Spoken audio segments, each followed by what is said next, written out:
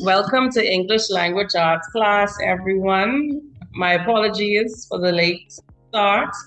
Thank you so much for your patience. Those who could not get on and are now able to get on, that's wonderful. All right, so we're going to begin with our lesson, Jeremiah 29:11. I know the plans I have for you, declares the Lord, plans to prosper you, not to harm you, plans to give you hope and a future. And right now you're working toward these positive plans, and I salute you for it. All right, so today our first skill we are looking at is comparing and contrasting. Comparing and contrasting. I want you to look at these two commercials. And as you're watching, I want you to see how they're like, how they different, which one you would prefer, okay? All of these skills that we use, they are lifelong skills. These are skills that go beyond BGCSE, skills that go beyond the classroom, skills that you apply to your daily living to make your existence more pleasant, more worthwhile. Okay, so the comparing and contrasting skill, we're going to look at something you're familiar with, commercials. And you're going to compare the two. This is an old one from all the way in the 90s, 1992. That's going to be compared to a more recent one from the 2000s.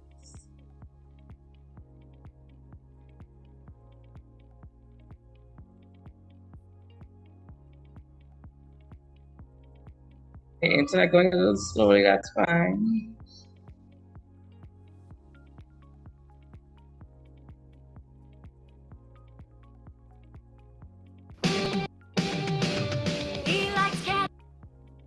She likes Cadbury, they like Cadbury Dairy Milk, with that famous glass and a half of rich full cream milk. With a glass and a half of full cream dairy milk in every 200 grams. Everybody likes the great taste and the goodness of Cadbury Dairy. Okay, so we saw our first commercial now. Think of what they're advertising. Think who they're advertising to. Think who are the characters within the advertisement itself. All right, so you can open up your mic or you can put it in the text. Who are they what is being advertised? Who are they advertising to? Who are the characters or the people involved in the advertisement?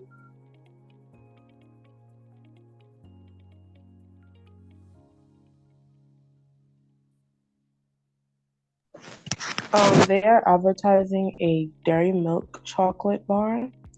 They are advertising, I think, kids.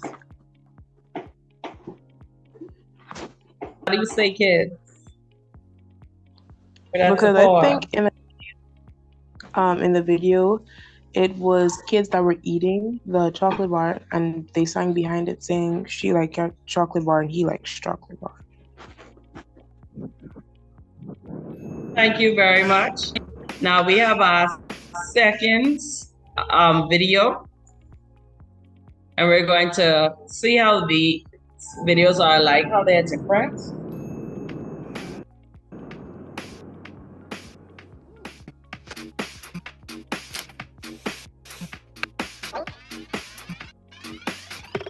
Everybody's coming to the interstellar party.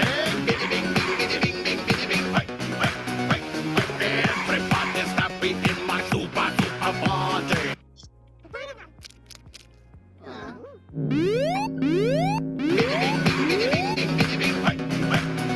Everybody's happy in my super party. We really like it in your interstellar party. Okay, now the second video. We see something slightly different. What is being advertised in the second video?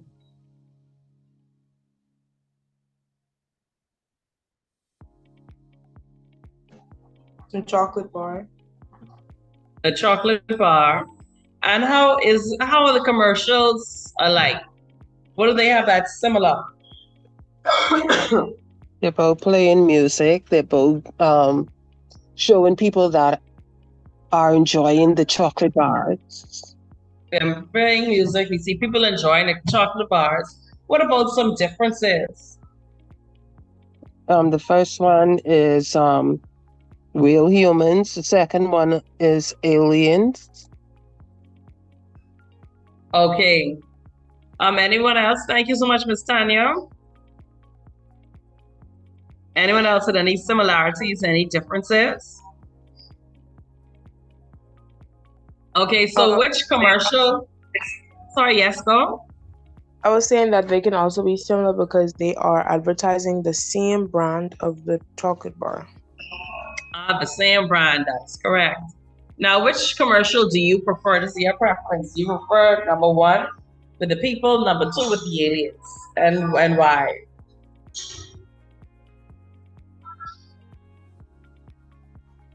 I prefer number one because commercial number two kind of speaks to aliens, and it kind of feels weird that I am eating a chocolate that is branded by aliens. Or Thank you so much for sharing. Thank you for your honesty. Anyone else? Which one would you prefer?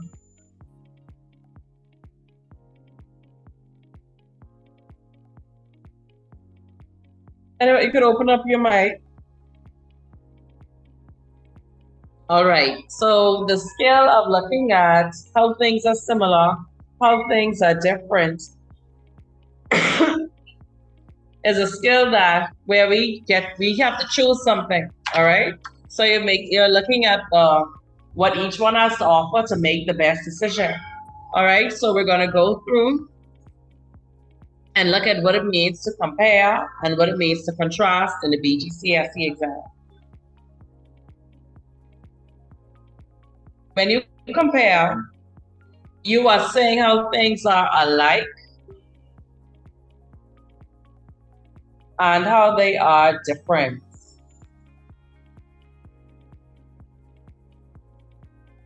Okay, go back on.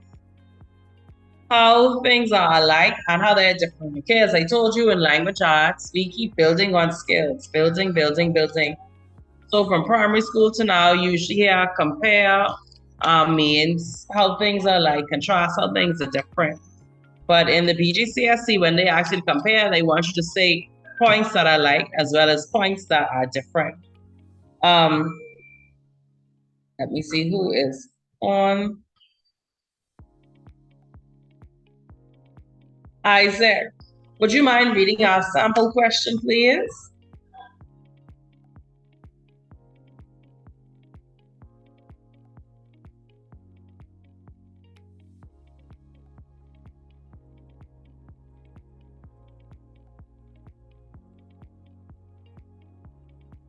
No? Okay. So our sample question, compare Joanne and Kathy. So when you get this question that asks you to compare, the examiner wants you to say how they are alike and how they are different. On the other hand, in contrast, you are just stating how two things are different. So our sample question, Ashley, are you able to read our sample question for contrast, please?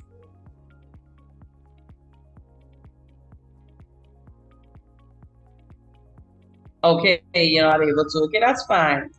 Contrast Nate's behavior before and after he is released from prison. So what the examiner is looking for you to say what he does that is different from when he was before he went to prison and after he came out of prison. I'm seeing things in the chat.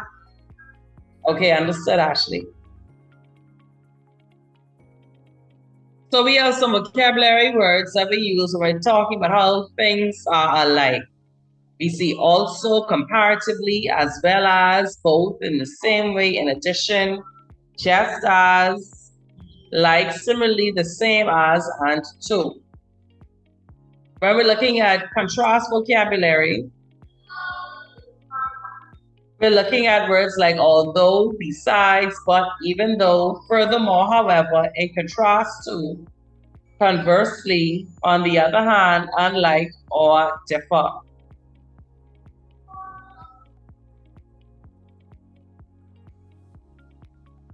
Now, when we are comparing, we have to make sure that our comparisons are parallel, okay? So like in math, you have lines that are parallel. That means lines that are going the same way. In language arts, parallel means you're saying the same thing, okay? So if you're asked to compare, if you're asked to contrast Mike and Brian, you're going to have parallel comparisons, okay? So you say Mike is an artist, but Brian is a plumber. You get 2 points. Why? Because both comparisons about their occupation, okay? You're comparing the same thing. However, if you say Mike is an artist, however, Brian went to college, that is 1 point because you're not comparing the same things. You're comparing the Mike's occupation and Brian's education level. And I want you to remember this, please, when you go into your exam. Make sure when you contrast and you that it is parallel. You're comparing the same things. So there are 2 tools that we could use to assist us when we are comparing and when we are contrasting. When we are comparing, which is stating how things are alike and different, you're going to use a Venn diagram. The Venn diagram, as in mathematics, is a diagram where 2 circles intersect at a point. In the middle of that intersection, those are the points that they have alike, all right? On the other ends, those are the points that are different. And when we get ideas, we organize it in this way. It makes it easier now when we're writing our response. So your activity, very quick, very simple. You should have your pen and paper in front of you, is to use the Venn diagram and compare the 2 animals. Remember, comparing is saying how things are alike and different. So we have all the information here. I'm just looking for 4 sentences where you are comparing the 2 animals. So let me set a timer on for 3 minutes. 4 minutes is 4 sentences. So quickly write down what those 4 sentences comparing these 2 animals.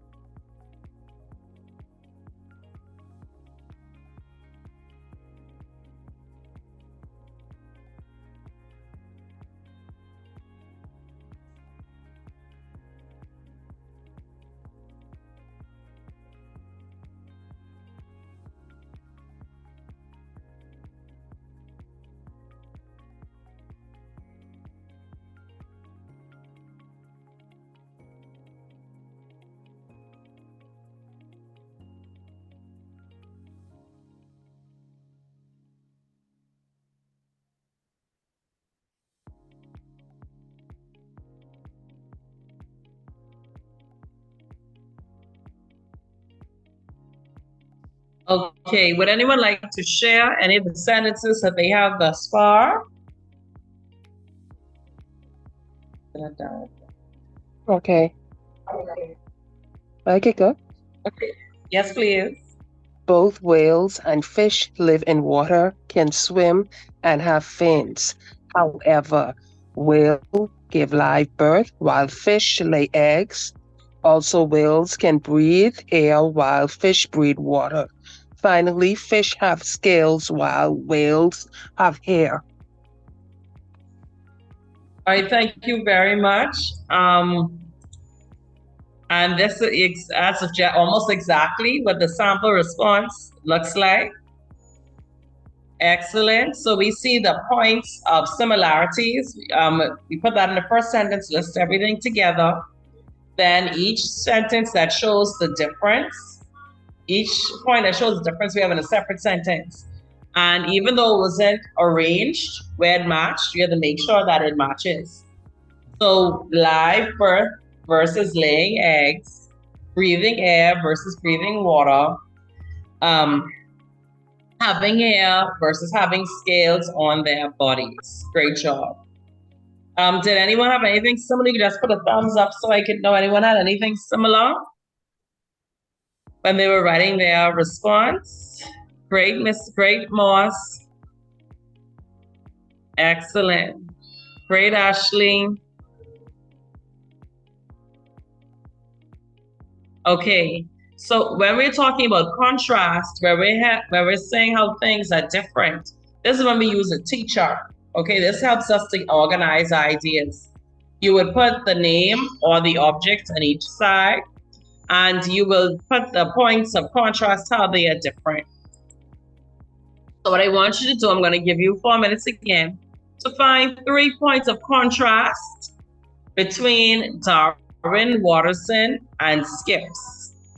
3 points of contrast between Darwin, Watterson, and Skips.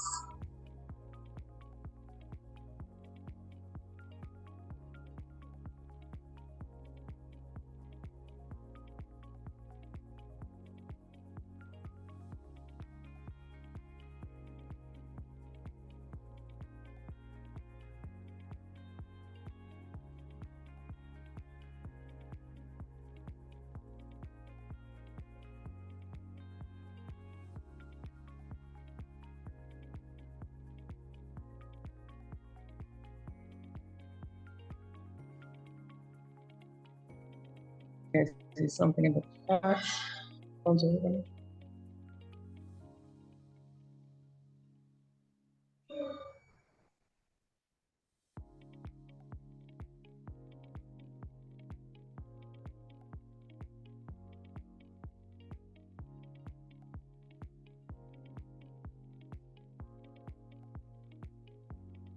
Okay, welcome.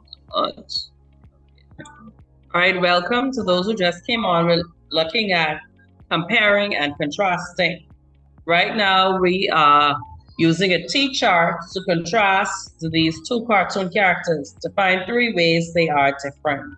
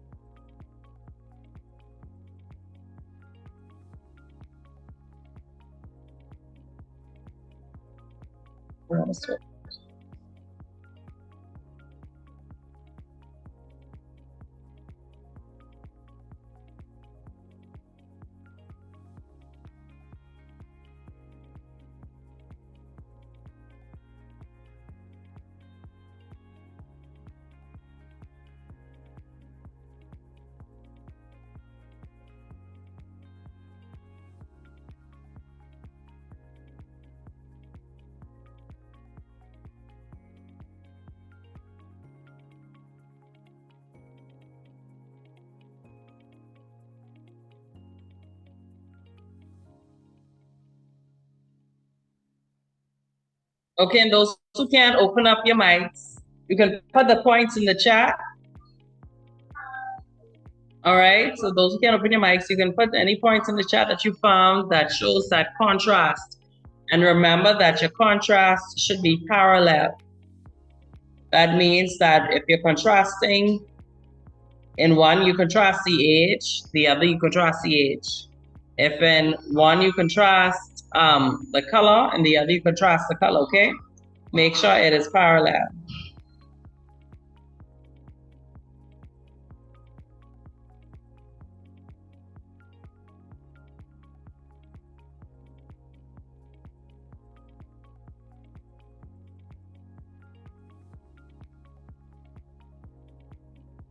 Let me check my chat, see if anything's happening.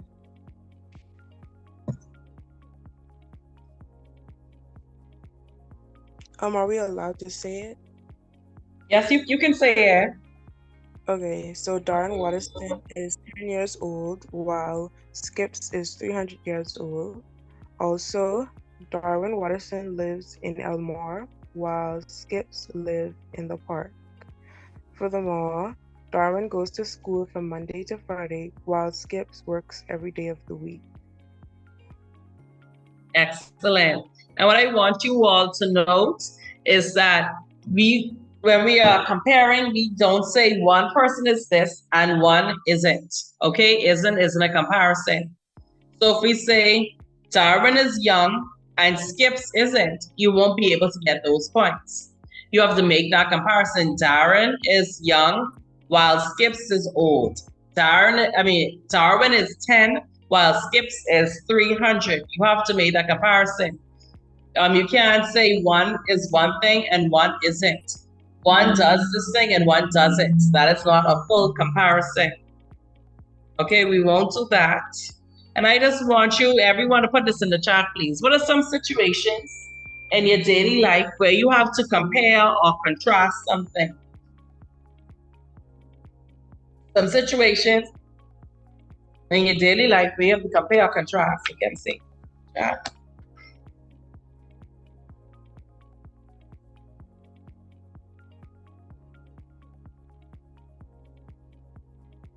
Great job, Miss Moss. I'm just seeing this comment.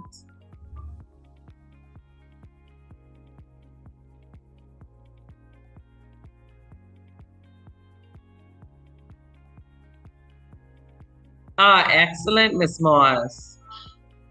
Yes, Miss Ferguson, we compare the price of the same products in different shops. Yes, Jose, we use this when we are trying to compare, when we're trying to decide what we are going to wear. Great job.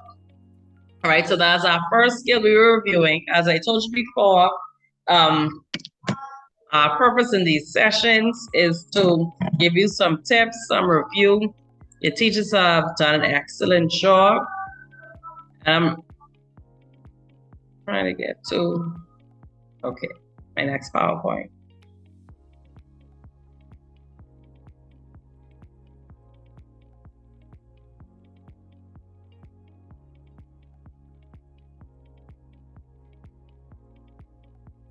Okay, now last week we looked at inferences. We looked at how we infer based on what's happening and we in a passage, and our previous experience we make an educated inference. And most of our questions on BGCSE are going to be inference questions where items are not going to be told to you directly. You're going to have to infer. And one of the inference types of questions specifically is emotions. And with the emotions, you would see this question come as, what is the tone, the mood, the attitude, the feeling? Okay, those are our emotion questions. And we also would see our character trait questions at some point as well also, okay? But right now, today we're going to focus on our inferences about emotions.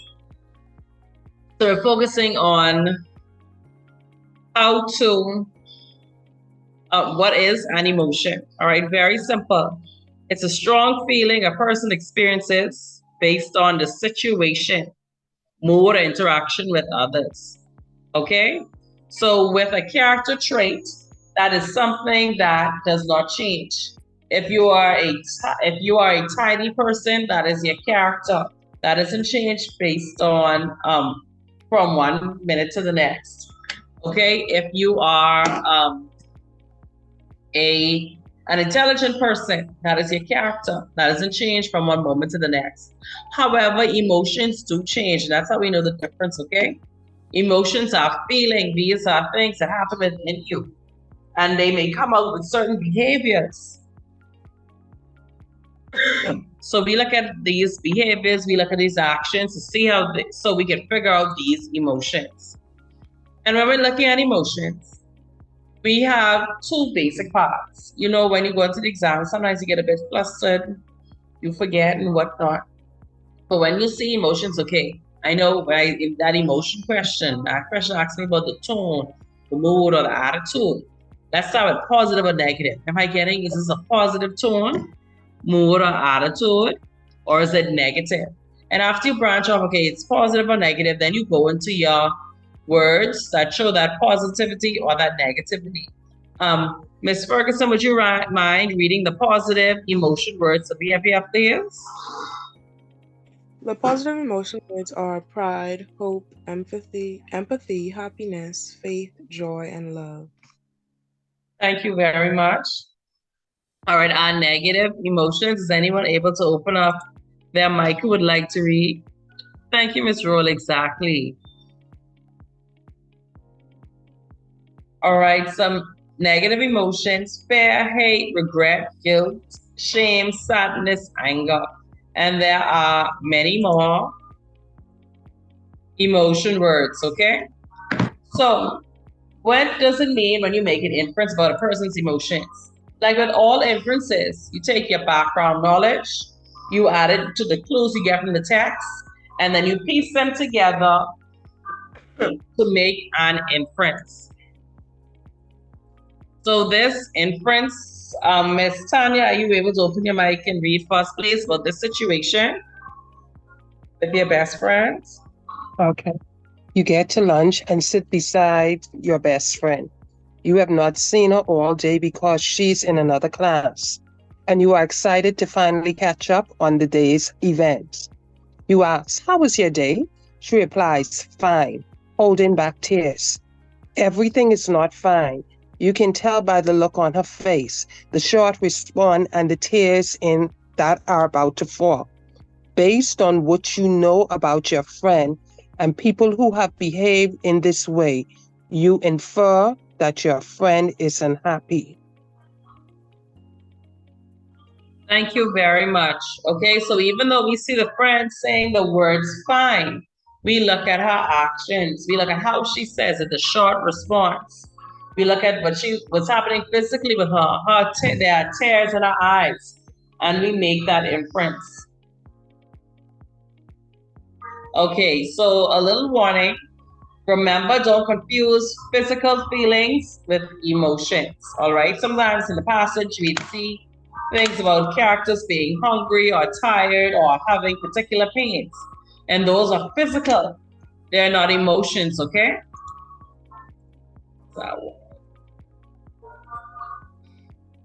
Okay. So when we look at characters' feelings, you see certain as well as their physical ailments, you see certain things happen to the body, okay?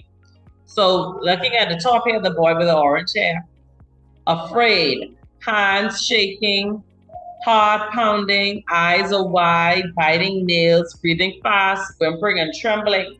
And those things show that he is afraid. And would you say afraid is a physical or an emotion? Is it physical or is it emotional? Emotional.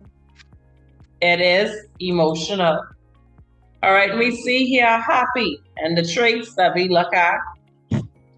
Smiling face, eyes are sparkling, clapping, leaping, laughing, twirling. Is that emotional or is that physical?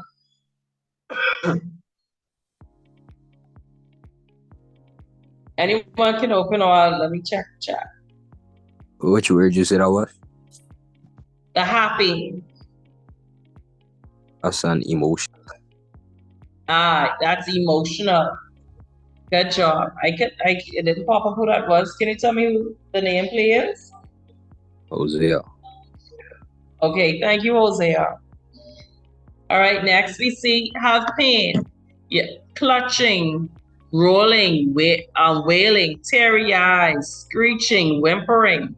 Is that emotional or is that physical? Physical. That would be physical.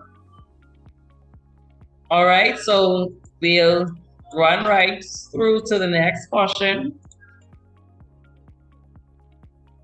Because you're all here for one reason, to get that practice.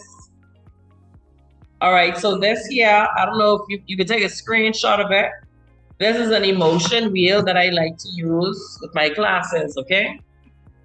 So based on this is from Juno Institute, which is uh, a place that it teaches you how to talk about your feelings and emotions, right? So the basis is that there are two sides, the positive and the negative. The positive emotions we have love, joy, surprise.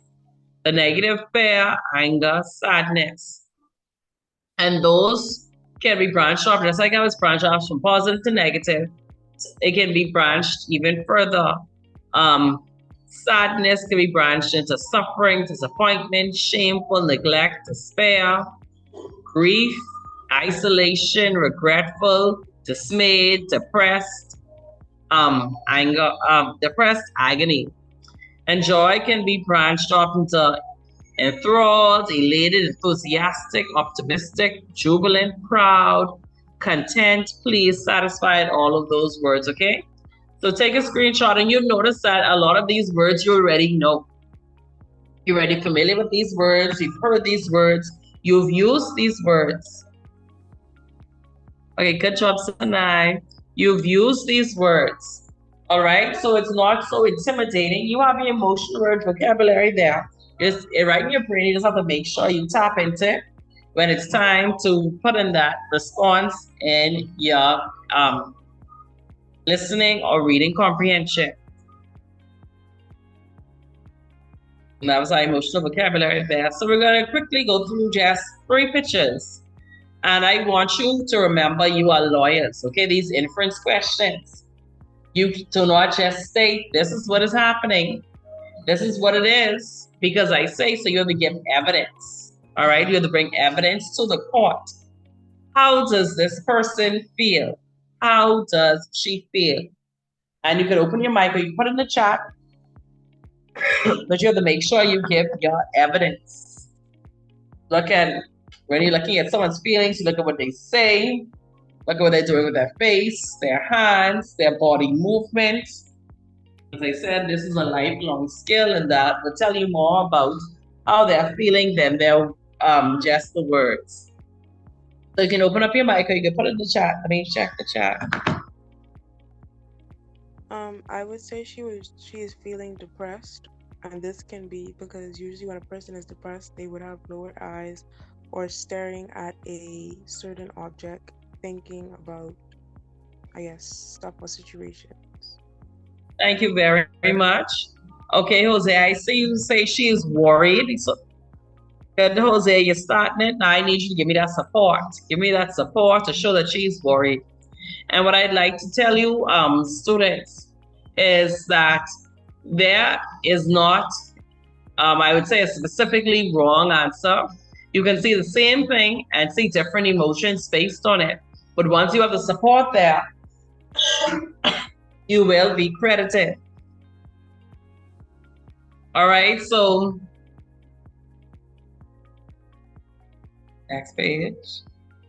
I had here lonely, but that's fine because I said she was alone. She's staring into the distance. But Ms. Ferguson, your response is accurate as well. Now, how do I feel the little girl? How is she feeling? And give that support.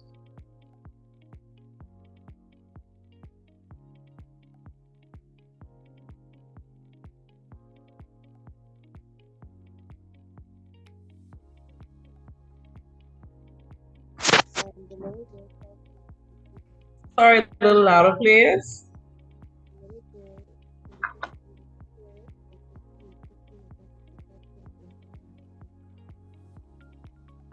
Let me check the chat.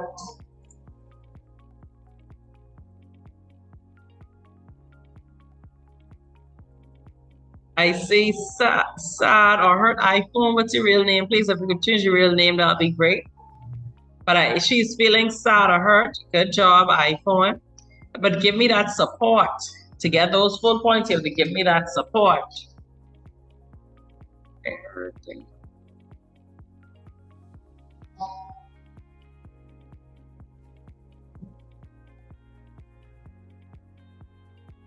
What do you see that shows that hurt? Okay, what about the facial expression? Be specific. We're trying to be specific, Isaac. You all are getting right there, getting right there, getting ready for Tuesday. What about the facial expression? What's happening with our eyebrows, with our mouth? That shows us this sad or hurt feeling.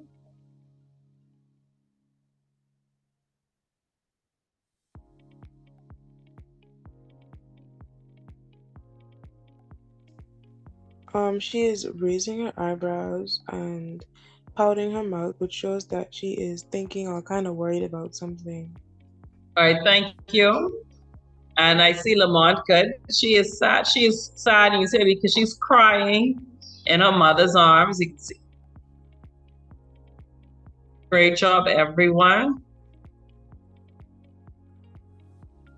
This one. That one too. Okay, this will be our last picture. How is he feeling? Remember, you give your support. And he is feeling happy because he has a smile on his face. He's happy because he has a smile on his face. That's his support. Good job. I believe he proud because he's showing off his work. He's showing off what he did. He's proud because he's showing off what he did. Excellent, both of you. And I really like how you all are remembering to give that support. Your lawyers in the court of law, you have to give that support for the emotion that you have garnered. Okay, we're gonna get past these. And we're going to look at some short texts. This is what you're going to get when you're in your paper 3, your paper 4. Okay, you're not going to get, you may get pictures, but it wouldn't be pictures like those. But for the most part, you're going to get text. Okay, so you're going to look at these texts and you're going to infer how the character is feeling. So you're going to tell me the feeling and then you're going to give me support based on what is said in the text. You're going to give me that evidence, lawyer.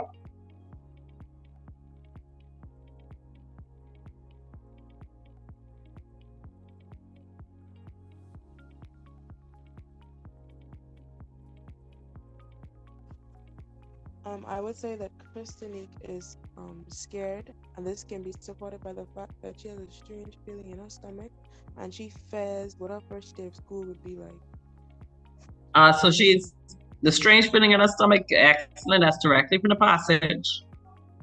And she has all these questions about what her first day of school will be like. In the chat, I see anxious. In the passage, talks about everything that could go wrong on her first day. Good job, Isaac.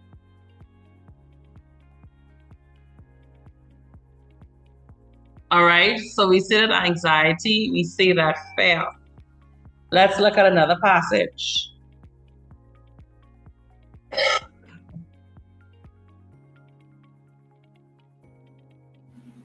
I think Carlos felt angry because he probably enjoyed having that bike or liked having it. That feeling with that anger, right? That's it. Spot on, but I need you to go into the text. And text tell me what he does that shows that anger. You're right there on the edge. What does he do to show? He had a tantrum. He stomped his feet and screamed. Like he was entitled to his bike. Exactly, and use exactly what they have inside the text. He had a tantrum, stomping and screaming.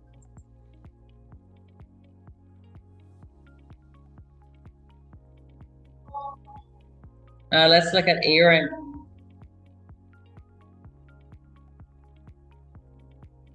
She felt accomplished. She was accomplished because she got a perfect score on the math test, and she was anxious. Well, not anxious, but she was another word for. She couldn't wait to show her parents. Excellent. Yes, okay. Yes, Jose, sorry, just saw it. Yes, excellent. She was nervous. The previous one. All right, yes. An excellent job, guys, in regard to supporting your feelings. Are we looking at Joshua's emotions?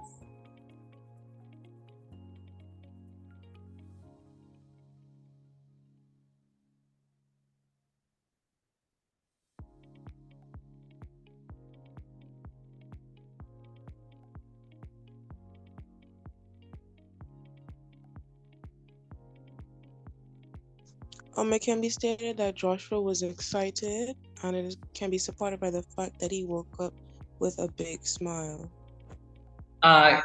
Excellent. Excitement, and you got your support from the text, woke up with a big smile. Now, this is the practice time that I was telling you about. This is where we're going to do our BGCSE listening, okay?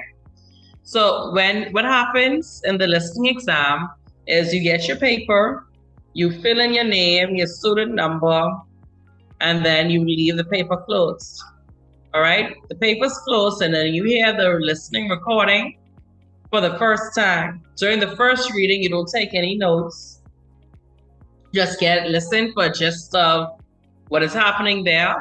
And of course, with your listening comprehension, you make sure that you get lots of sleep the night before, because usually the passages are quite boring. On average, it's about 10 to 14 minutes. And if you already were up late the night before, you're going to be tempted to take a nap. And when you wake up, the listening portion is over and you have no idea what to write in your answers, okay? So make sure that you go to sleep on time, you have a solid breakfast to make sure that you're attentive, okay? And when you're in the room, you don't put your head on the desk, because that may tempt you to nod off and fall asleep. You look at the recorder, whatever they're using to play the recording from, so that you can be focused, all right? So the first reading, the first time you listen to the passage, only listening for an idea of what's happening. After you listen to the first time, you have 3 minutes to take notes, okay? So tell me if you can hear. So, Carolyn, let me just sit back and take a long look at you. Can you hear, students? Yes, ma'am. Yes. Okay. Let me start it again.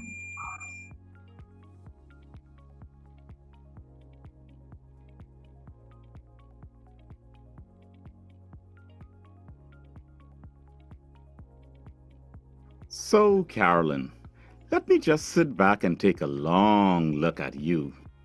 You're looking gorgeous, man. You wouldn't dream that not so long ago you were looking like a ghost. Let me tell you, being dog sick for 2 months was scary, and the worst of it was the doctors not knowing what was wrong with me. I thought I was going to die. At one point, I was so weak I couldn't even lift a glass of water to my lips. And come to find out, it was food poisoning. You know, a virus from eating contaminated seafood. But look at you now, though, celebrating your promotion to office manager and my college degree. I know you're happy to be done with studying. 5 years is a long time. Yes, but it was worth it. And now I'm what I wanted to be, a dietitian. But how come you asked to come to the seafood restaurant? I thought you would have wanted to avoid seafood after your experience with, what was it? Oysters. And no, I love seafood. Fish, shrimp, lobster, whelks, mussel, conch, you name it. Well, you'd be happy to know that people aren't likely to get sick from most kinds of seafood. I did a lot of studies on seafood and can talk your head off about it. Want me to bore you to death with it? Kill my chances of getting you to come out with me again? Oh, you could never bore me. Fill me in, because it looks like they'll be all night with our order. Well, you know, seafood has always been popular in the Bahamas. We love to eat fish because it's there in our waters, it tastes good, and plus it's good for us. Know why? Protein? Yep. Eating fish provides a source of protein that's low fat and low cholesterol. Also, many fish have what we call omega-3 fatty acids. Omega-3? Fatty acids? Yes, omega-3 fatty acids. I know they sound kind of bad for you, but they actually may prevent heart disease. But whether or not you should eat seafood depends a lot on the species and the different ways people prepare them. I know one thing my sickness taught me. Any fish I eat has to be prepared using super high standards of hygiene. And then there's rotten fish. I have some friends who've been poisoned by rotten fish, and man, they suffered. Nausea, cramps, diarrhea, a burning, itching rash over the body. Yeah, that kind of seafood poisoning can be rough. But did you know that some ocean fish are contaminated by mercury? Shark, swordfish, king mackerel, albacore, and tuna have mercury levels above safety levels. What? Mercury is a dangerous chemical. And I love me some tuna salad and grits for breakfast. Join the club. 99 cents breakfast, tuna and grits. But don't worry. Canned tuna is made from smaller species, and there's not much of a chance of getting mercury poisoning from the canned stuff. Would you like another drink? Oh, there's the waiter. Excuse me. Could you bring a refill of our drinks, please? You saw me sweating, eh? Don't mess with my tuna and grits. Could I mess with your freshwater fish? In the past, quite a lot of freshwater fish, like catfish, trout, and walleye, were contaminated by chemicals from factories and pesticides. My granddad used to say a whistling woman and a crowing hen are neither fit for God nor men. But I personally love a woman who can whistle. Does that mean that you think I may be fit for you? We're definitely on the same vibe. Now, let me bore you some more. Researchers found out that those factory chemicals caused cancer in animals, so some of them were banned in the USA and Canada. Okay, so today the level of poisoning in freshwater resources should be a lot lower than it was back then, right? Right. It's less than a third of what it was decades ago.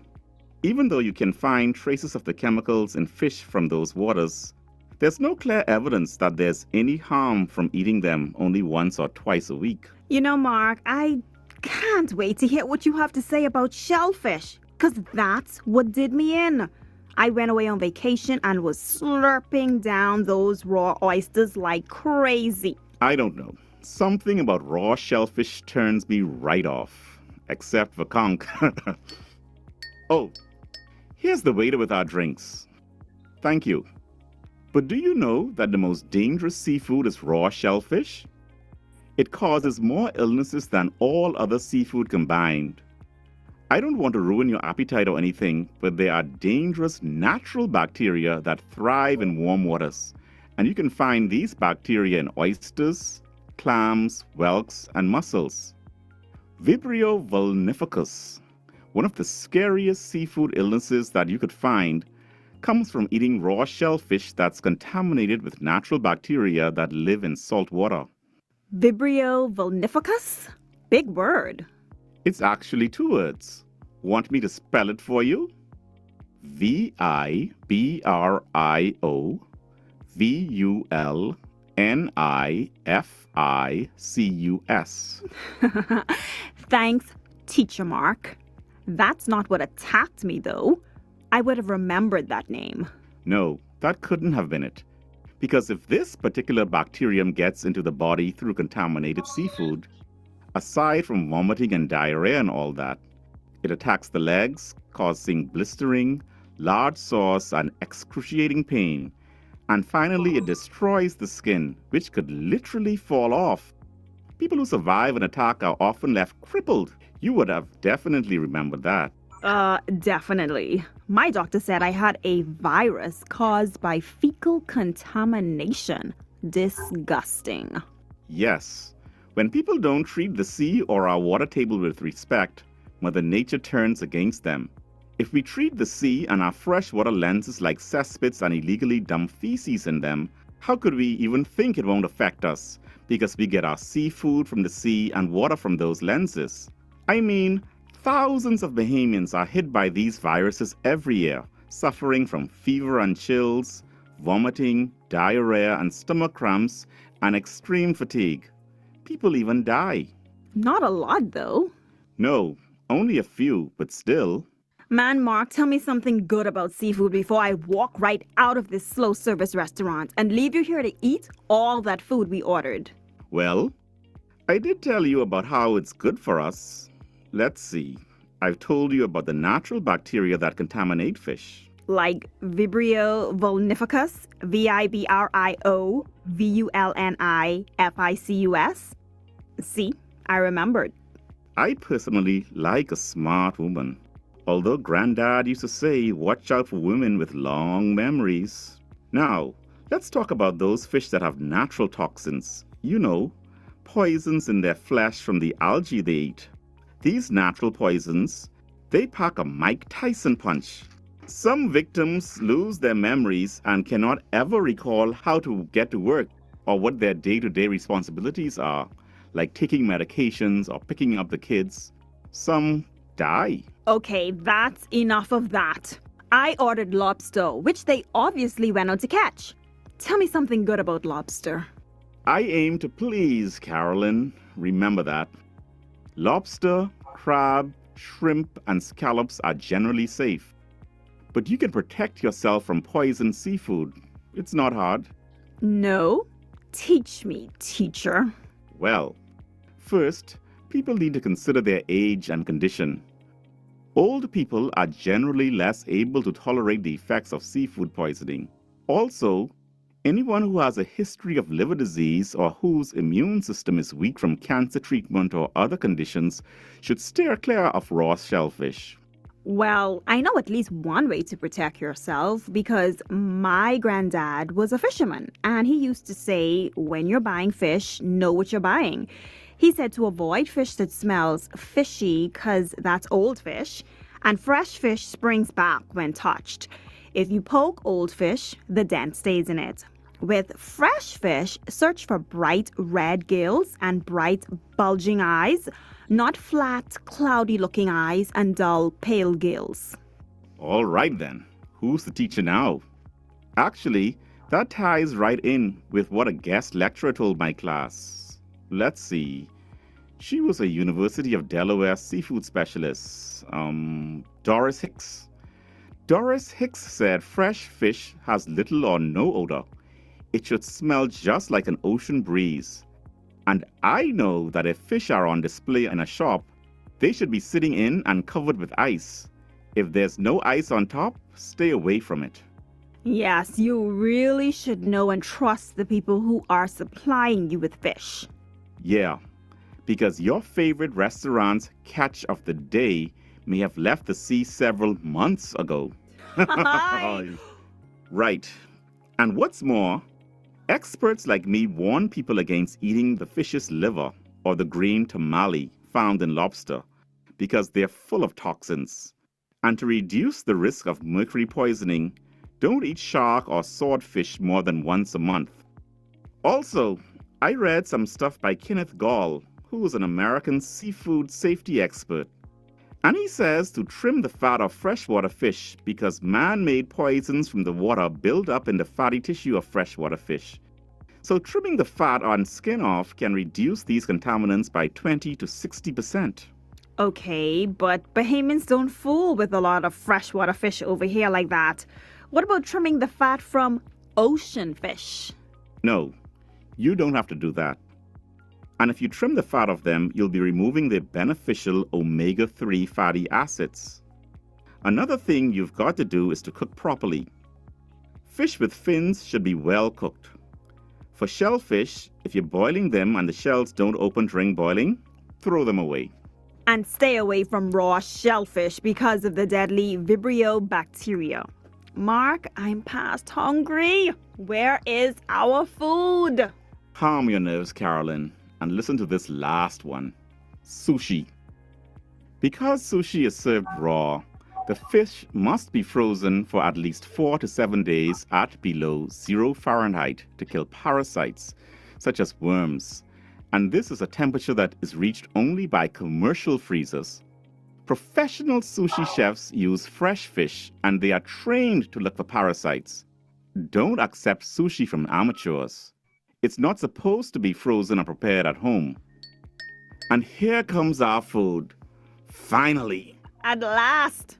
Don't say anything to me if you see me eating the lobster, the shell, and even licking the plate. I like a woman with a healthy appetite. Granddad used to say, That's enough talking. Now say the grace and eat.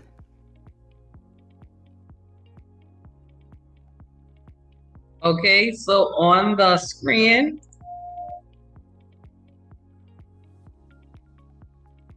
these are our notes questions. So you're going to write down as many things as you can remember based on these notes. You have 3 minutes, as many things as you can remember based on these notes. Let me set my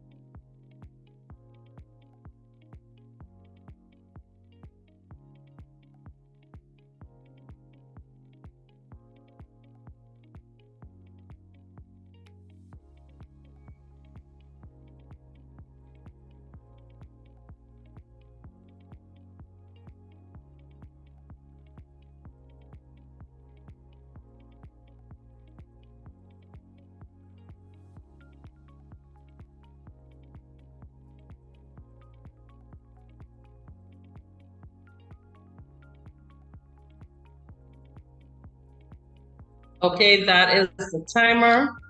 I'm going to play it again, and while I'm playing it, you're going to take notes.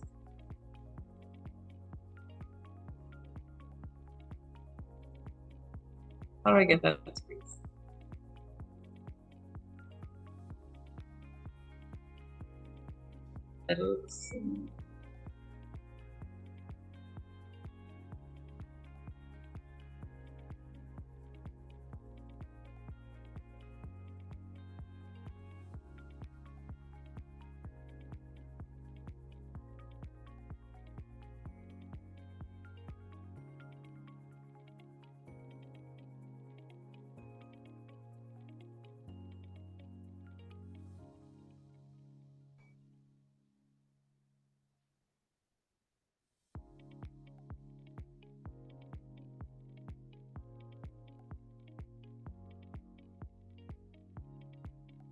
All right, are you able to see all of the questions, everyone? Yes, Yes, ma'am. ma'am. Okay. So I'm going to play it again, and you'll finish your notes. So, Carolyn, let me just sit back and take a long look at you. You're looking gorgeous, man. You wouldn't dream that not so long ago you were looking like a ghost. Let me tell you, being dog sick for 2 months was scary, and the worst of it was the doctors not knowing what was wrong with me. I thought I was going to die. At one point, I was so weak I couldn't even lift a glass of water to my lips. And come to find out, it was food poisoning. You know, a virus from eating contaminated seafood. But look at you now, though, celebrating your promotion to office manager and my college degree. I know you're happy to be done with studying. 5 years is a long time. Yes, but it was worth it. And now I'm what I wanted to be, a dietitian. But how come you asked to come to the seafood restaurant? I thought you would have wanted to avoid seafood after your experience with, what was it? Oysters. And no, I love seafood. Fish, shrimp, lobster, whelks, mussel, conch, you name it. Well, you'd be happy to know that people aren't likely to get sick from most kinds of seafood. I did a lot of studies on seafood and can talk your head off about it. Want me to bore you to death with it? Kill my chances of getting you to come out with me again? Oh, you could never bore me. Fill me in, because it looks like they'll be all night with our order. Well, you know, seafood has always been popular in the Bahamas. We love to eat fish because it's there in our waters, it tastes good, and plus it's good for us. Know why? Protein? Yep. Eating fish provides a source of protein that's low fat and low cholesterol. Also, many fish have what we call omega-3 fatty acids. Omega-3? Fatty acids? Yes, omega-3 fatty acids. I know they sound kind of bad for you, but they actually may prevent heart disease. But whether or not you should eat seafood depends a lot on the species and the different ways people prepare them. I know one thing my sickness taught me. Any fish I eat has to be prepared using super high standards of hygiene. And then there's rotten fish. I have some friends who've been poisoned by rotten fish, you know. And man, they suffered. Nausea, cramps, diarrhea, a burning, itching rash over the body. Yeah, that kind of seafood poisoning can be rough. But did you know that some ocean fish are contaminated by mercury? Shark, swordfish, king mackerel, albacore, and tuna have mercury levels above safety levels. What? Mercury is a dangerous chemical. And I love me some tuna salad and grits for breakfast. Join the club. 99 cents breakfast, tuna and grits. But don't worry. Canned tuna is made from smaller species, and there's not much of a chance of getting mercury poisoning from the canned stuff. Would you like another drink? Oh, there's the waiter. Excuse me. Could you bring a refill of our drinks, please? You saw me sweating, eh? Don't mess with my tuna and grits. Could I mess with your freshwater fish? In the past, quite a lot of freshwater fish, like catfish, trout, and walleye, were contaminated by chemicals from factories and pesticides. My granddad used to say a whistling woman and a crowing hen are neither fit for God nor men. But I personally love a woman who can whistle. Does that mean that you think I may be fit for you? We're definitely on the same vibe. Now, let me bore you some more. Researchers found out that those factory chemicals caused cancer in animals, so some of them were banned in the USA and Canada. Okay, so today the level of poisoning in freshwater resources should be a lot lower than it was back then, right? Right. It's less than a third of what it was decades ago. Even though you can find traces of the chemicals in fish from those waters, there's no clear evidence that there's any harm from eating them only once or twice a week. You know, Mark, I can't wait to hear what you have to say about shellfish, because that's what did me in. I went away on vacation and was slurping down those raw oysters like crazy. I don't know. Something about raw shellfish turns me right off. Except for conch. Oh, here's the waiter with our drinks. Thank you. But do you know that the most dangerous seafood is raw shellfish? It causes more illnesses than all other seafood combined. I don't want to ruin your appetite or anything, but there are dangerous natural bacteria that thrive in warm waters, and you can find these bacteria in oysters, clams, whelks, and mussels. Vibrio vulnificus, one of the scariest seafood illnesses that you could find, comes from eating raw shellfish that's contaminated with natural bacteria that live in salt water. Vibrio vulnificus? Big word. It's actually 2 words. Want me to spell it for you? VIBRIOVULNIFICUS. Thanks, Teacher Mark. That's not what attacked me, though. I would have remembered that name. No, that couldn't have been it. Because if this particular bacterium gets into the body through contaminated seafood, aside from vomiting and diarrhea and all that, it attacks the legs, causing blistering, large sores, and excruciating pain. And finally, it destroys the skin, which could literally fall off. People who survive an attack are often left crippled. You would have definitely remembered that. Definitely. My doctor said I had a virus caused by fecal contamination. Disgusting. Yes. When people don't treat the sea or our water table with respect, Mother Nature turns against them. If we treat the sea and our freshwater lenses like cesspits and illegally dump feces in them, how could we even think it won't affect us? Because we get our seafood from the sea and water from those lenses. I mean, thousands of Bahamians are hit by these viruses every year, suffering from fever and chills, vomiting, diarrhea and stomach cramps, and extreme fatigue. People even die. Not a lot, though. No, only a few, but still. Man, Mark, tell me something good about seafood before I walk right out of this slow service restaurant and leave you here to eat all that food we ordered. Well, I did tell you about how it's good for us. Let's see. I've told you about the natural bacteria that contaminate fish. Like Vibrio vulnificus, VIBRIOVULNIFICUS? See, I remembered. I personally like a smart woman. Although Granddad used to say, watch out for women with long memories. Now, let's talk about those fish that have natural toxins. You know, poisons in their flesh from the algae they eat. These natural poisons, they pack a Mike Tyson punch. Some victims lose their memories and cannot ever recall how to get to work or what their day-to-day responsibilities are, like taking medications or picking up the kids. Some die. Okay, that's enough of that. I ordered lobster, which they obviously went out to catch. Tell me something good about lobster. I aim to please, Carolyn. Remember that. Lobster, crab, shrimp, and scallops are generally safe. But you can protect yourself from poisoned seafood. It's not hard. No? Teach me, teacher. Well, first, people need to consider their age and condition.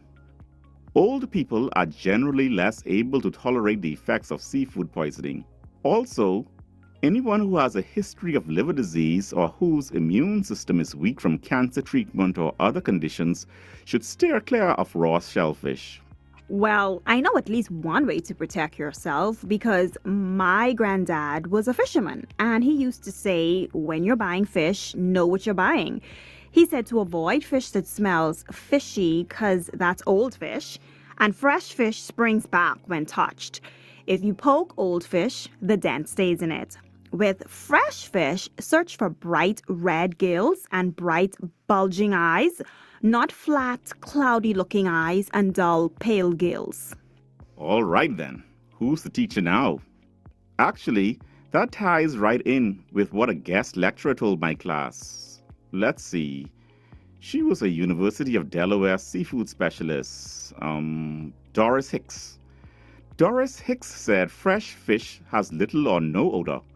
It should smell just like an ocean breeze. And I know that if fish are on display in a shop, they should be sitting in and covered with ice. If there's no ice on top, stay away from it. Yes, you really should know and trust the people who are supplying you with fish. Yeah, because your favorite restaurant's catch of the day may have left the sea several months ago. Right. And what's more, experts like me warn people against eating the fish's liver or the green tamale found in lobster because they're full of toxins. And to reduce the risk of mercury poisoning, don't eat shark or swordfish more than once a month. Also, I read some stuff by Kenneth Gall, who is an American seafood safety expert. And he says to trim the fat of freshwater fish because man-made poisons from the water build up in the fatty tissue of freshwater fish. So trimming the fat and skin off can reduce these contaminants by 20 to 60%. Okay, but Bahamians don't fool with a lot of freshwater fish over here like that.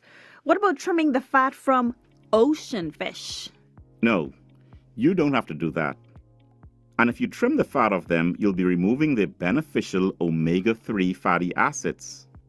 Another thing you've got to do is to cook properly. Fish with fins should be well cooked. For shellfish, if you're boiling them and the shells don't open during boiling, throw them away.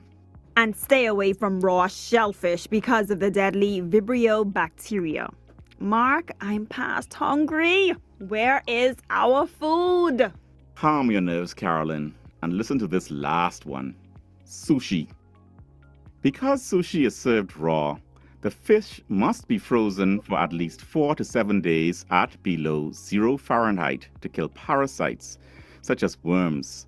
And this is a temperature that is reached only by commercial freezers. Professional sushi chefs use fresh fish and they are trained to look for parasites. Don't accept sushi from amateurs. It's not supposed to be frozen or prepared at home. And here comes our food. Finally. At last. Don't say anything to me if you see me eating the lobster, the shell, and even licking the plate. I like a woman with a healthy appetite. Granddad used to say. That's enough talking. Now say the grace and eat. Okay, you have 3 minutes to complete your notes.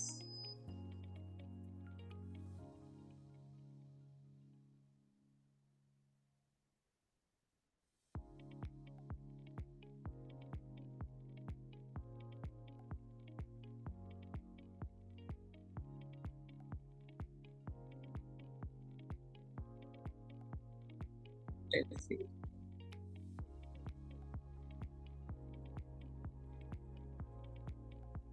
Can everyone see the questions on the screen?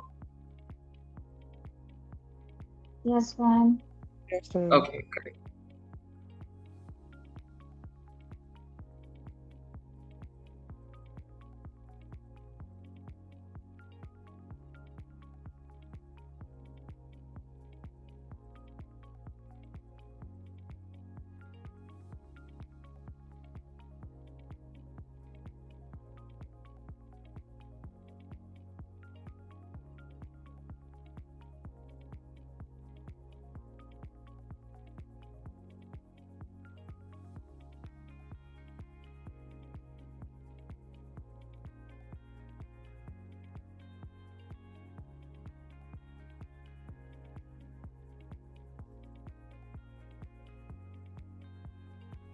And I want you to note the points allocated for each question, as that will guide your response.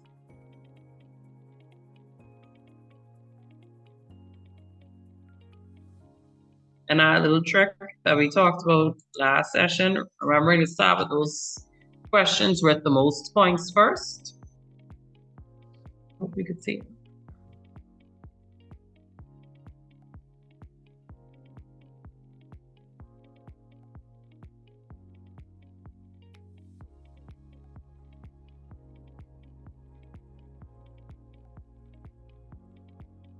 I get all the fit on the page.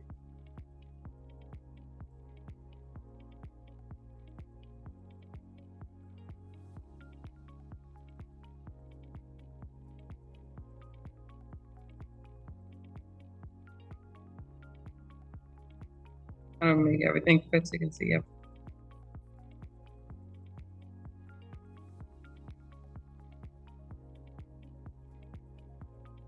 All right, usually you would have 45 minutes to answer each question. I'm going to give you 20 minutes, and then we're going to go over the answers, okay?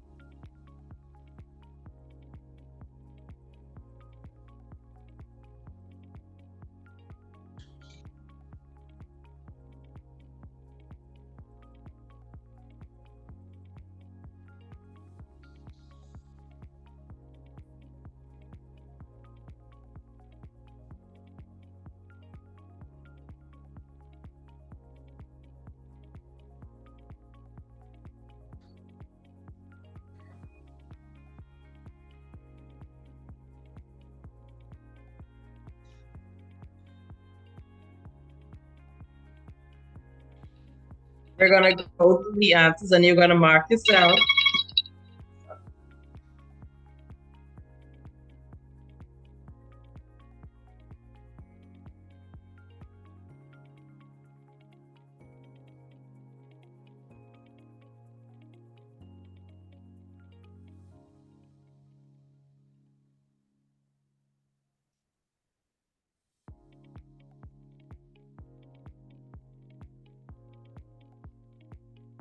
All right, so let me see how many of you feel confident. You are. Why can I see? Okay, I see Hosea is confident. Why is it showing me everyone? All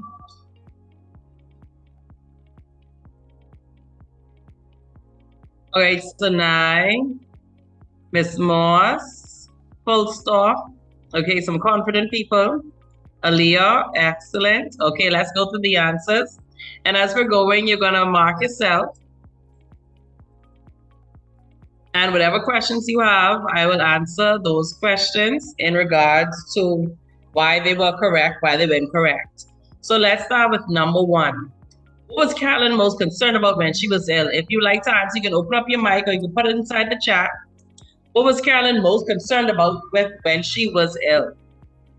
She was most concerned about the doctors not knowing what was wrong with her, thinking she was gonna die.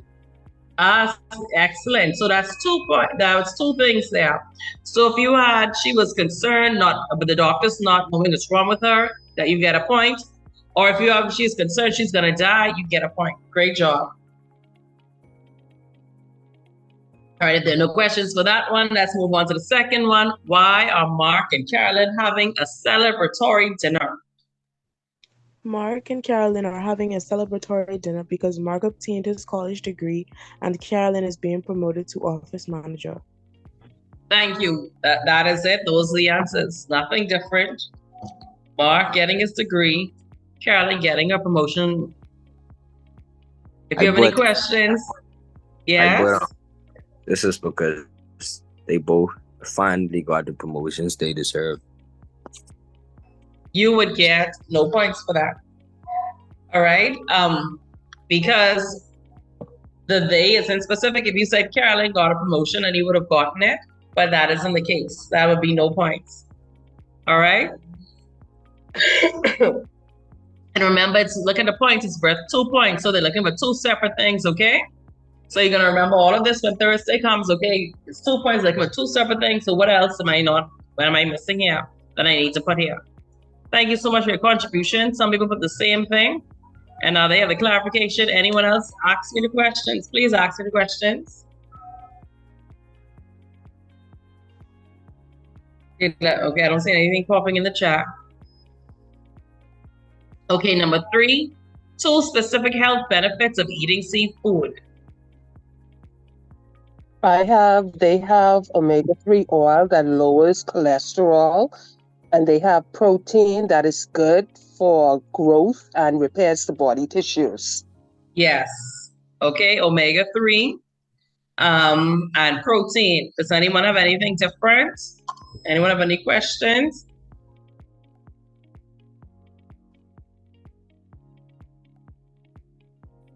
All right, I don't see anything popping in the chat. So it seems like we're all on one accord. Number 4, seafood poisoning can have a temporary and lifelong effect on some survivors. This question usually, the part 2 one is a bit funny, but we'll start part 1. What are 2 temporary effects of seafood poisoning? Vomiting and diarrhea. Vomiting and diarrhea. Does anyone have anything else? Hair loss. Hair loss.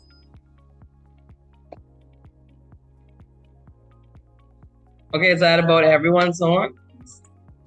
We also have blistering. Blistering. All right. Now, what about permanent effects of seafood poisoning? Death. Okay. I was waiting for death. Okay, right. Let's look at what the question says. Effect on some survivors. So if you're dead, are you a survivor? I changed that at the last minute, and I put the skin because I know like certain parts you lose skin, it don't go back, eh? The skin loss, that is temporary. What else did you all have for permanent? I had 3 actually.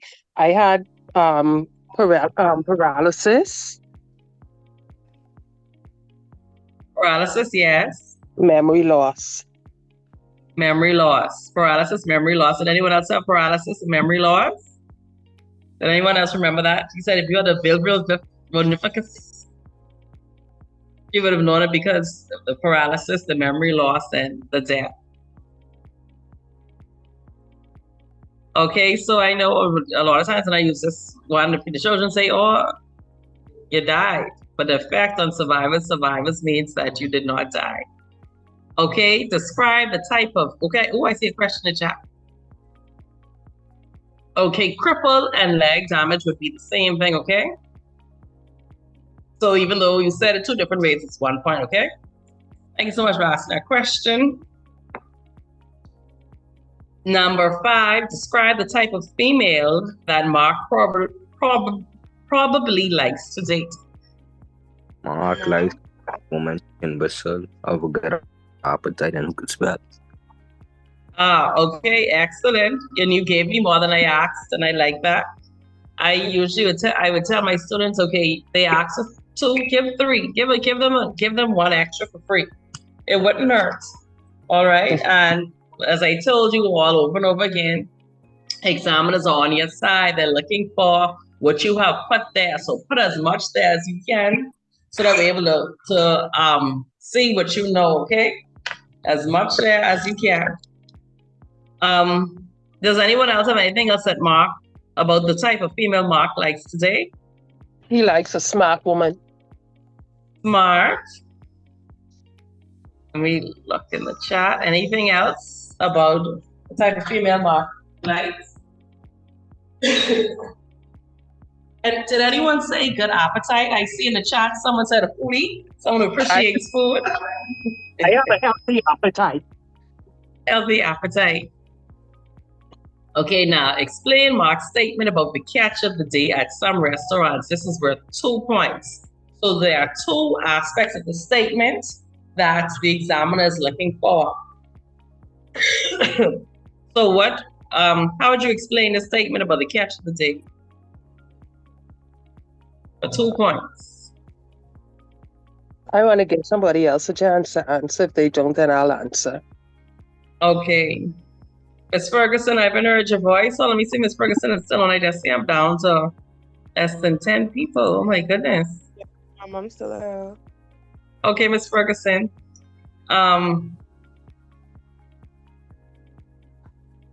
What did you have for your response on the type of female that Mark's statement about the catch of the day at some restaurants? Mark's statement about the catch of the day explains the fact that some restaurants advertises their food to be fresh and good, but however, it is toxic and bad since it has been caught several months ago. Oh, 2 points right there. Excellent. So in order to get your points, you had to explain that the catch of the day is really old fish. You have to explain that. And you have to show that the restaurants are being deceitful in telling you that it's fresh. All right. I see Mark's statement. Very good job, Ms. Ferguson. And in the chat, Mark's statement about the catch of the day is say that sometimes sellers lie about when they catch a fish. This is where a statement comes from, that it may have been caught several months ago. Good. So to get those 2 points, I'm looking at 2 things. You have to tell me catch of the day in that quotation means it's old, not fresh. And if you tell me that the restaurants are lying or being deceitful. Are there any questions on that one? Any questions? Any other comments? Now the tone, this is our emotion word. This is what tone does he use when he makes the statement? He's sarcastic. He's being sarcastic. Good. Anyone else? Jokingly or in a playful tone. Joking or playful? Yes. Yes. Excellent. I see you in the chat. Yes. Joking. Pardon me? Will I be able to humor? Yes, humor. It is you being humorous. Yes. Good. All right. Now, this is our contrast question where your answers have to be parallel. So you're going to explain 3 specific ways in which fresh fish differs from old fish. Can I get one from 3 people? Can 3 people give me one different one, please? Question 6 is 3 points, yes. Okay, let's go. Yes, ma'am. So when poked, fresh fish bounces, or it bounces back. Fresh fish bounces back when poked. However, old fish leaves a dent when poked. Excellent. And you notice how Ms. Ferguson put a response. Fresh fish bounces back. She's named the fish and she says what it does. Old fish remains with the dent. All right. So she names the old fish and she compared to what happens when you poke them. And that's how she got her 2 points. Okay. In the chat, I see fresh fish smells like an ocean breeze, while old fish smells really fishy. And that's the parallel again. The scent of the fresh fish is ocean breeze. The scent of an old fish is fishy. Good. Anyone else would like to open up the mic or put in the chat? Fresh fish is left on ice. Old fish isn't. Okay, you would get 0 points for that. All right. Remember, you're looking at what the appearance of fresh fish, the difference between fresh fish and old fish, because you can put old fish on ice too. Remember, the ice was a part of the advice that he gave to make sure it stays fresh. And also, I want you to remember when you go in there on Tuesday, I know the question is going to come up with the contrast, but you do not say one is and one isn't. Okay, what I want you to do, tell me what else you have on your paper for the differences. Let's look at it. I have, you mean him? Yes, ma'am. What else do you have on? I have fresh fish. I put fresh fish smells like the sea breeze and the fish smells very fishy. And the old fish smells very fishy. And that's your points right there. You did that perfect sentence. Okay, let's go to the next one. Fresh fish has buoyancy while old fish doesn't. Hold on, fresh fish what, sorry? Has buoyancy. That's when you poke it and it still goes back. Right. And when you tell that's another point there, but you don't get the other point, but old fish doesn't. You'd get the point when you say, however, old fish does not bounce back. All right, you have to be very specific. You can't use the words like doesn't or can't. You can't use those not words. You can't when you tell me this is this and this is not, it doesn't show the complete comparison. So your response would only get 3 points out of 6. Do you understand? Do you follow me? As well. Okay, so now I like I tell my students, I like it when you get it right. I love it when you get it wrong, because when you get it wrong, that's when you make that memory in your mind when you sit in my exam. Like, okay, yes, let me make sure now that these two are balanced. Let me make sure that this is specific enough. So let me make sure this is parallel. Okay, Ms. Tanya, you had something different? Fresh fish, bright, bulging eyes, while old fish have cloudy eyes. Excellent. If you see Ms. Tanya's response, she's comparing the eyes. So that has that parallel of the fresh fish with bright eyes, the old fish with dull eyes. And I see in the chat, fresh fish have bright red gills, while old fish have dry, dull gills. All right? And those are all of the contrasts there. So put your marks there, give yourself your total for that question. Number 8, Mark and Carolyn mentioned many safety measures that should be taken to avoid seafood poisoning. Identify 6 things they mentioned that should be done to prevent seafood poisoning. Okay, who has 6 on their paper? Who has their 6? Let me see your hands, please. Who has their 6? Let me see who's. I have 7. Okay, Miss Moss, tell me your 6. Your hand was up first. So tell me your 6, please. Scroll. You should trim the fat of freshwater fish. Throw shellfish away if the shells don't crack open when you boil them. Do not cook soupy fish at home because they require commercial equipment and a trained eye to be prepared safely. Fish with fins should be cooked very well. You shouldn't eat the liver of certain seafoods, and you should eat shark and swordfish no more than once a month. Excellent. Okay, the next hand I saw went up. Well, so now you can't open up your mic, so you could put some inside the chat. All of those are correct. Are there any more that you have that you did not hear Miss Moss list? You should eat the shark and other stuff once a month.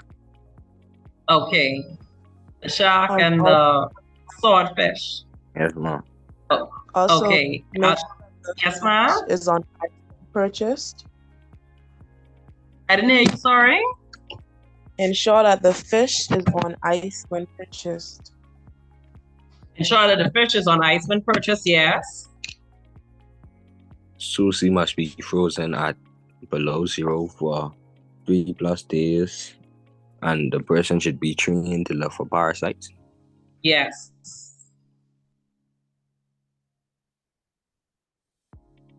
Are there any others that were not mentioned? It seems that you all did. I didn't hear you. Stay away from shellfish. Not completely. When do you stay away from shellfish if they don't do what? Cook it. No, when it don't open when. So be specific, love. All right, I'm gonna need you to be specific. All right, everything that comes to you, write it all down. Okay, is there any others that were not mentioned? I also heard don't eat the green stuff found in crawfish. Right. Don't eat the fish liver. Okay, I heard it just now. Don't eat that fish liver or that green stuff that's in crawfish. If you have a low immune system or deficiency, you should avoid seafood. If you have to look at your immune system and your age, when you want to take those risks with seafood. All right, excellent, excellent. Now this last question, when we look at techniques, remember sometimes the question comes in different ways. It may say what technique was used, what method was used. All right. So what techniques do you have? You can put it in the chat or you can open up your mic. Tell me what techniques you have, what methods the writer used to encourage you, the listener, to make wise decisions about seafood. I have dialogue and humor. And what is the example with the dialogue? The dialogue is the conversation between Mark and Carolyn, and the humor. Okay. I have where So that the Mark, fact that you said the conversation between those two people, you get your point for your supporting details. If you just said conversation, no. Good. All right. And I want you all to see that and remember to be that specific. Okay, continue with your humor, please. For my humor, I stated that Mark made a humorous comment about the catch of the day. Okay. And did you happen to have a third one by any chance? I had statistics. I'm not sure if that's right. And what was the statistic that you found? Less. I think it's less than a third contaminated or something like that. Okay, yes, that would have been one. And please make sure that you right. Even though I asked for two, you put your third one there just in case. All right. Now, what other? Sorry. Thank you very much, Ms. Ferguson. What other techniques did you find? I say sarcasticity, social proof, and repetition. Sorry, sarcasm. Social proof and repetition.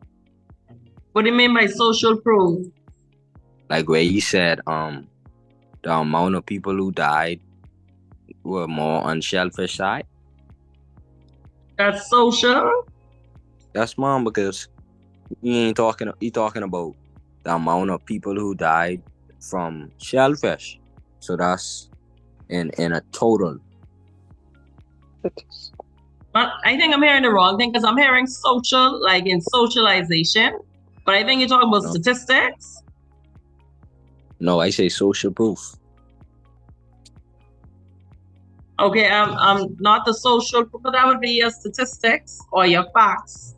Okay? And you said something else. The last one was what?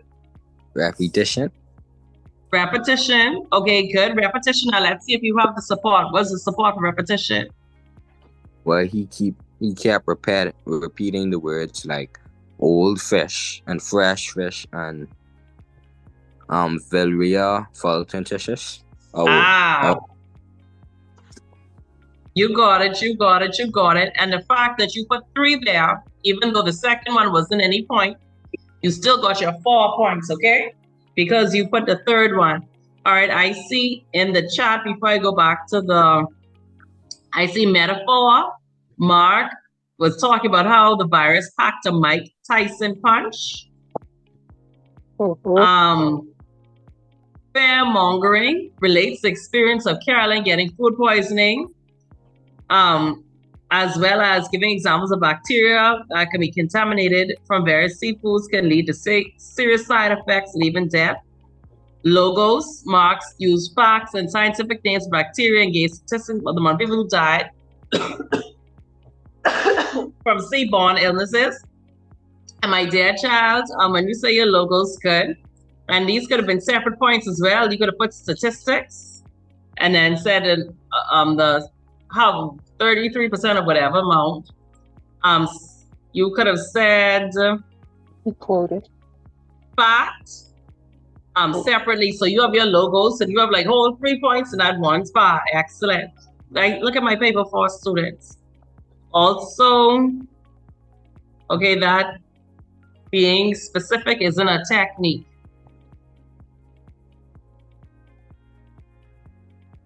Oh, I see what you did. Fear-mongering, 1, logos, 2, and we just needed that third one. All right, good job. What else?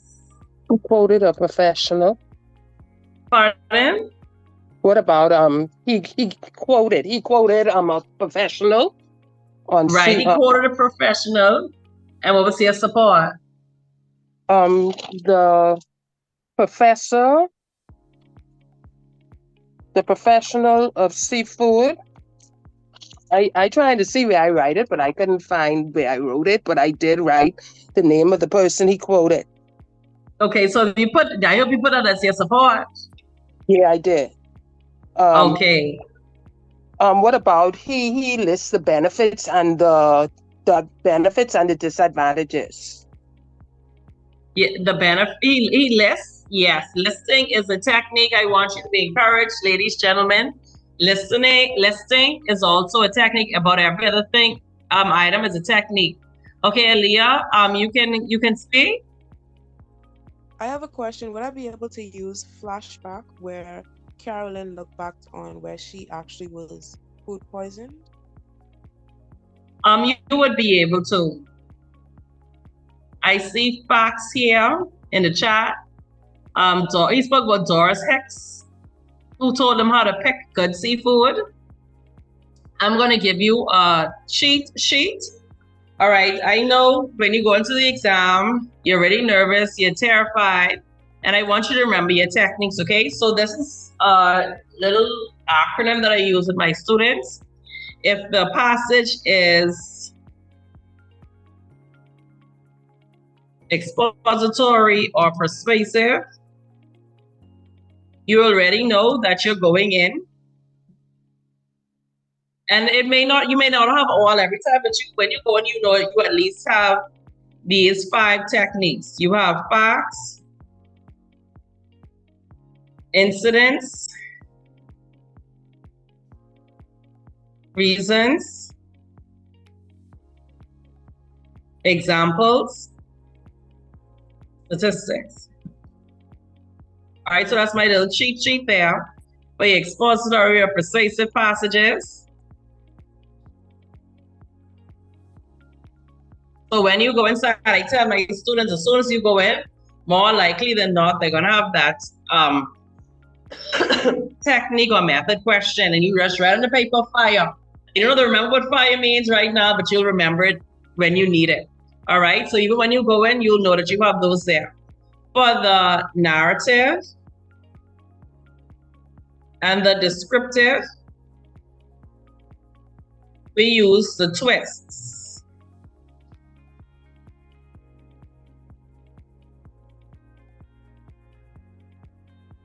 All right, so if you have a narrative, a descriptive topic, you know for sure, okay, I'm going to talk about the techniques that could be used would be theme, word choice,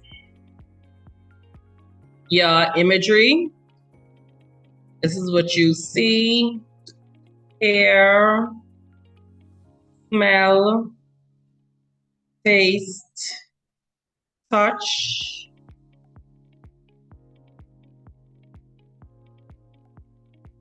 Yes, figurative language, yes, simile, metaphor,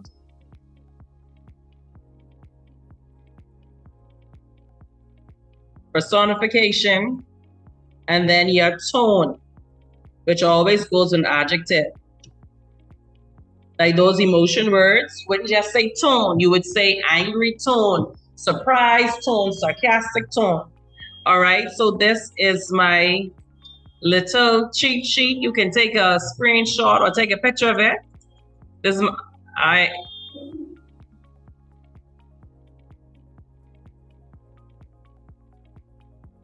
for your techniques and your paper too, okay? So when you go in there, you know, okay, fires and twists, all right? Fires and twists, so you have something in your pocket to carry with you. All right, and back. All right. Are there any questions, any concerns, anything that you need to know before you go into this exam on Tuesday? Any clarification that you would need? Anything that you're still unsure of? Please, you could open your mic or put it in the chat. May I ask if character traits would only refer to like the physical aspects of a person, like their height, or would it also refer to like determination and passion and stuff like that? Okay, your character traits would be the traits that we do not see. Let me see. I have character traits. Yeah.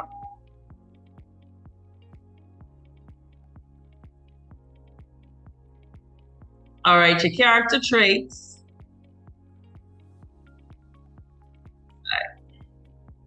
So your character is any person, animal, creature in the text.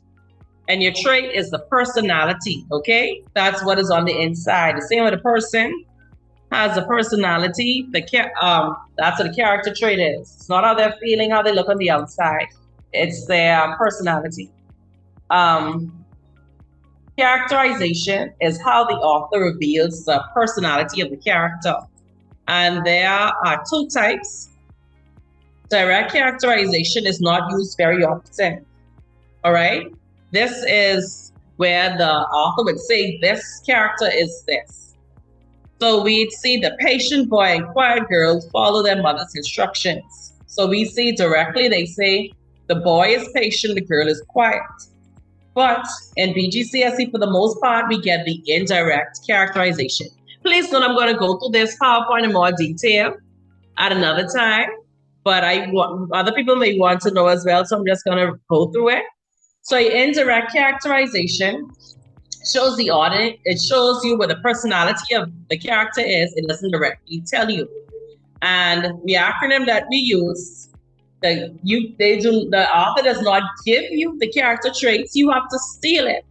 And what does that mean? You look at what they say, you look at their thoughts, the effect they have on others, their actions, and how they look. All right? And once you look at all of those things, you're able to determine their character trait. All right, does that answer your question? Yes, ma'am. Can you go back to the little word bank that you had on this slide? I have a better word bank. Let me see if I can get that for you. This one here was more simple. Let me get that word bank. Give me 1 second. Okay.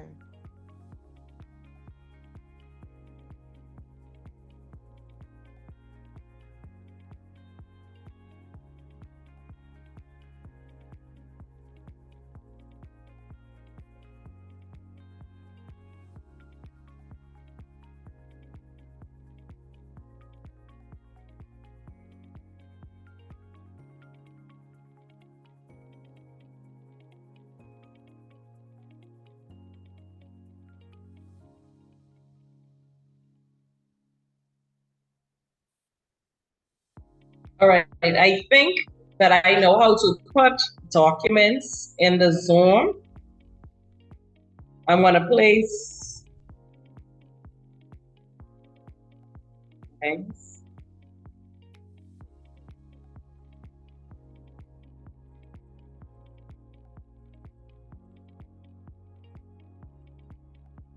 I think I accidentally switched the screen. Okay, so maybe this will make it easy for me to share the documents. Share web.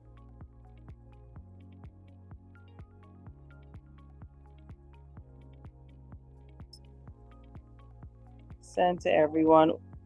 Top here to send. No.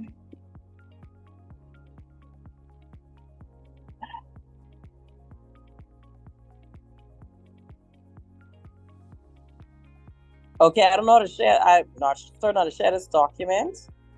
Let me try one more thing.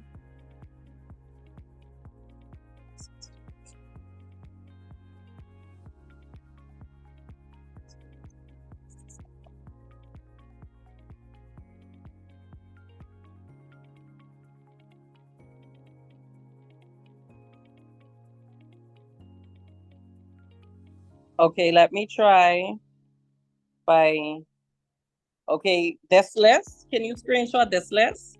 Use some positive character traits.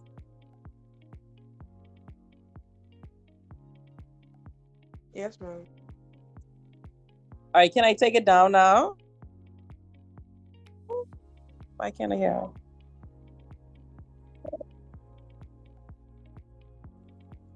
Share device at it on. No, I don't want to stop share.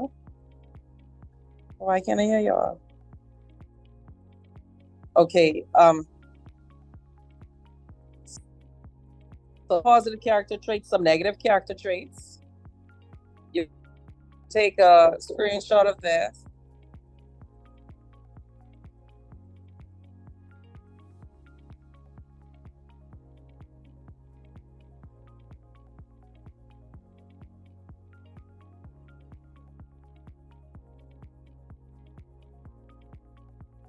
And these are some sophisticated character trait words.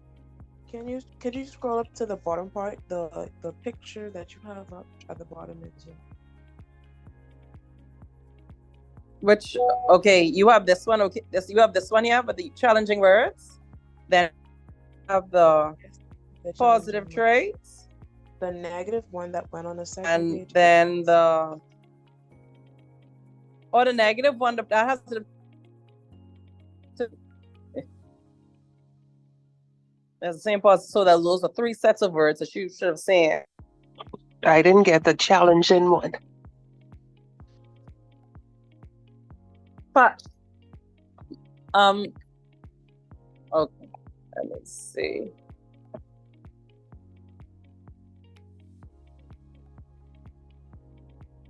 And I want you to note that all of these are words that you already know. All right, it's just perking your memories. Okay, this is, I put the word with this situation, this word with this situation.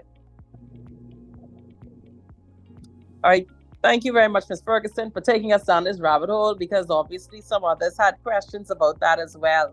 What other burning questions do you have to prepare you for Tuesday?